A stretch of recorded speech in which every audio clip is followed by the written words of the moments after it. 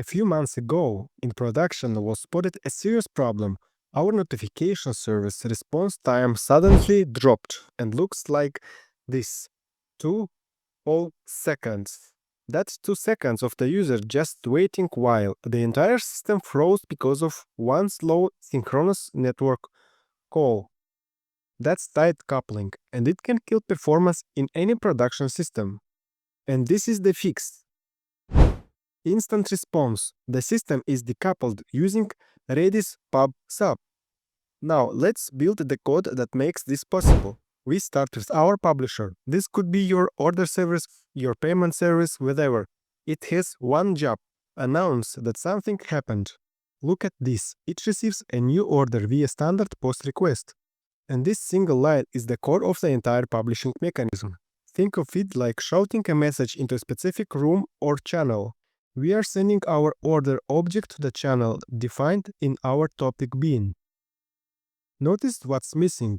There are no IP address, no service discovery, no direct calls.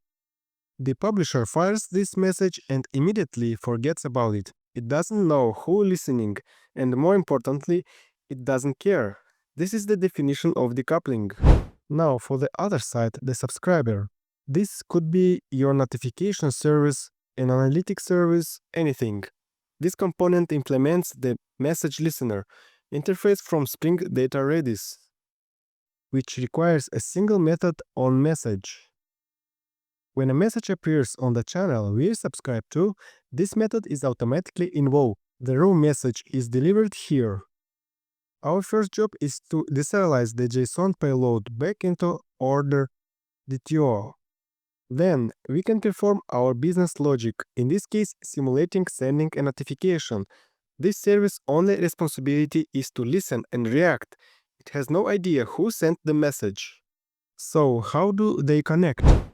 The magic happens in this configuration class.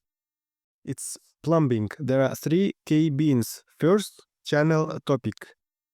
It simply defines the name of our channel. It's like the name of the radio station we'll be broadcasting on. Second, the message listener adapter. This is a bridge. It connects our custom subscribe service class to the low-level Redis message stream.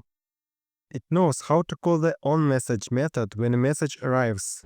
And finally, Redis message listener container. This is the engine room. It manages the connection to Redis and orchestrates the entire listening process. We simply register our listener adapter with our specific topic, and the container handles the rest. Theory is good, but proof is better. I have the application running. The console is quiet. Now let's act as a client and send post request to our publish order endpoint.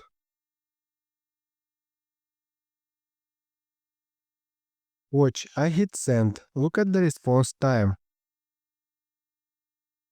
Instant. Order published successfully. The publisher did its job and immediately moved on. Now, let's look at the logs. Then, a moment later, the subscriber message received. Asynchronous, decoupled. The system is resilient. If the subscriber was down, the publisher would have never known. This is how you build robust, scalable systems. You've just replaced asynchronous call with a resilient asynchronous event stream. Your services are now independent. They can be deployed and scaled separately. This is a fundamental pattern for modern microservices. This is production-ready code. Subscribe.